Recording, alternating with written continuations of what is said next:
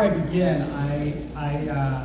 please allow me to recognize a few of the very distinguished leaders of our community are here with us this evening. Obviously, His Eminence, Archbishop Foros. We also have the Consul General of Greece, Aghaïa. Thank you for being here. Aghaïa Valtapur, representative of Greece in the UN. Thank you. I think most importantly of all, thank you so much for everything you've done. Really incredible. I think you and your entire team, I've been to a number of things kind of crisscross the country, but this is probably one of the most amazing events I've ever participated in, and it's in large part because of you. So thank you so much. Thank you. It is such an honor to receive the Hyu Federation's America Award, and it is such a pleasure to be here with all of you this evening. Let me begin by recognizing a few people whose love and encouragement have made me the man that I am today. To my parents, John and Maria,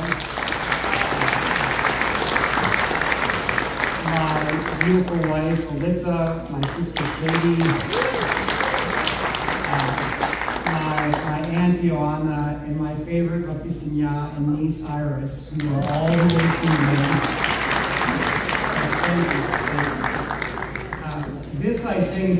This is, I think, a particularly well-named award for an organization whose mission is to embrace our past, enrich our present, and inspire our future.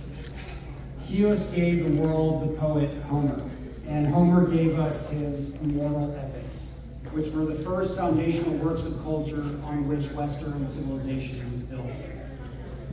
All of us here today, then, who trace our family origins to that beloved island, are thus doubly children of Hyos.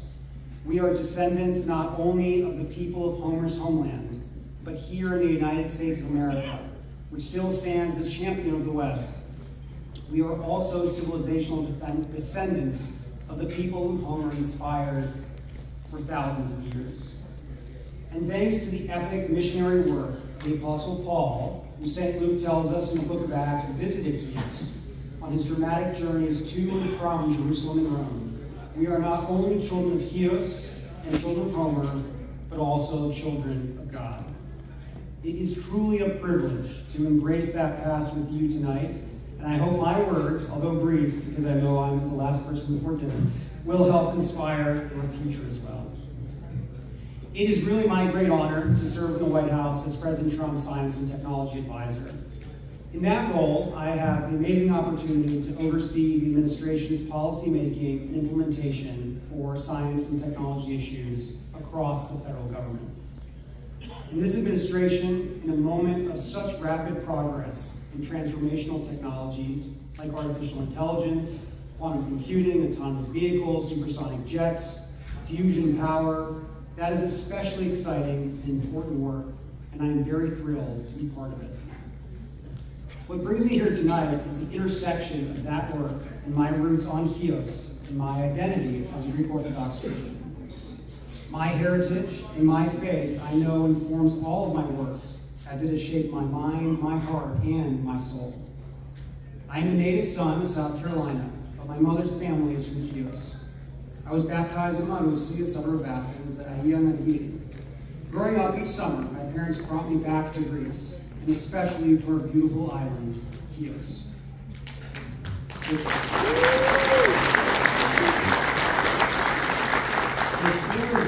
clearest way that my Orthodox faith and Greek American identity have informed the public servant that I seek to be, it has been in upholding that special combination of love and honor that we call philotimo. Philotimo, as many of you demonstrate in your careers, community engagement, and philanthropy every day, is a passionate drive to contribute to our communities. It is the motivating spirit of a person's vocation and work. It is ambition, zeal, aspiration, earnest endeavor, a hunger for honorable, yes, but always turned to the blessing of others and the service of God. Today, Greeks everywhere in the Orthodox community around us use this term to describe a commitment to fulfilling our responsibilities, finding our pride in love of our neighbor and in excellence and in service. My own sense of φιλότιμο, I truly believe, finds its origins on the windswept and wave-washed shores of Chios. I have fond memories of crossing the Aegean on the overnight boat from Piraeus and unloading at the Limani before dawn. The Kratzios family would rush into Chora to get the first batch of empanadas and manadas before beginning to drive.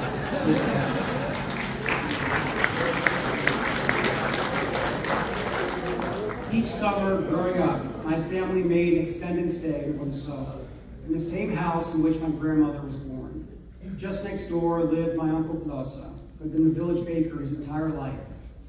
These long sunny days were feasts of family, faith, and fun. Each July, at the heart of the summer, we celebrated the annual Panegyri for Aghiya. I have vivid memories of the pilgrims as they made their march to the site of her martyrdom. You can still see her monastery clearly in my mind's eye. But August was always the most fun, when Volissos' two town squares came to life in such quick succession, with their twin festivals for the name days of Christ and the Theotokos. Celebrating our Lord on August 6th in Christos Square and Panagia on August 15th in Pithonas Square, I was allowed to stay up long, long past at that time.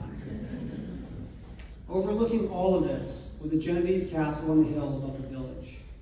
Visible everywhere, it fed my sense of history and played a part in sparking my own love of running. Many days over the years, I would ask my sister to time me with a stopwatch as I raced through the narrow streets and dusty paths up the castle walls, leaping up their stairs and waving down to her from far above. At the school in Volisso, the village children played basketball, and I spent much of my summer playing with them. But one year, one American sport was not enough for me. I set out to teach them baseball. We found old chair cushions to use as bases, tennis balls to use as baseballs, sketched an outfield, and organized a game. I played center field. This little league was, in a sense, my own venture into the special kind of politics that Greeks and Americans are particularly known for, self-government. It was in that effort that I had a first taste of appealing to my peers, of speaking to equals and asking them to consider a vision I had for what we could do together. So let me say thank you, to my family, to the Greek American community, and to Chios for the gift of φιλότιμο. It has led me many places over the years, but always now and again back to Chios. Following my father's footsteps to Princeton for college, I majored in political science. But I also received a certificate in Hellenic Studies and wrote a thesis on Greece's recent economic and electoral development. My career soon took me to emerging technologies, and especially artificial intelligence. I served in the first Trump administration as the CTO of the United States at the White House, and as the Undersecretary of War at the Pentagon. In those roles, I led the development of our nation's first AI strategy and helped set America on a path to global leadership in this critical technology. But between times in government, I met my wife, Volisso, and it was in Chios that was the first place I ever took her. As I recall those happy memories and think of the life we were building together, I'm reminded of Homer yet again. Here at this award dinner, named in his honor, allow me to remind you of the words the blind bard put in the mouth of the wise Odysseus to Princess Nicosia. Marriage is one of the greatest blessings, quote, since there is nothing nobler or more admirable than when two people who see eye to eye keep house as man and wife, confounding their enemies and delighting their friends. My wife and I celebrated our first anniversary a week ago, and so now I know Homer and Odysseus are right. I am particularly grateful for Alyssa's support in my work over the last year since the President's victory in November. It has been a busy year. Almost immediately after inauguration, President Trump recommitted the U.S. to global leadership in AI. Now my responsibility, and might I say my φιλότιμο, is to ensure that this transformative technology grows to the benefit of America's workers, families, and children. The work has only just begun, though the last 9 months have been incredibly successful, and not just in this administration. This July, instead of Michaelis Panegyri, Alyssa and I celebrated the arrival of our firstborn. I admit,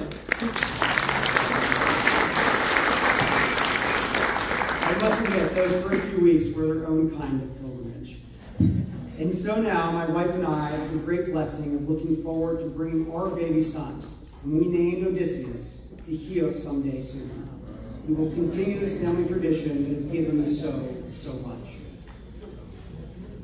The island of Chios is special and very dear to me, as it is to each of you.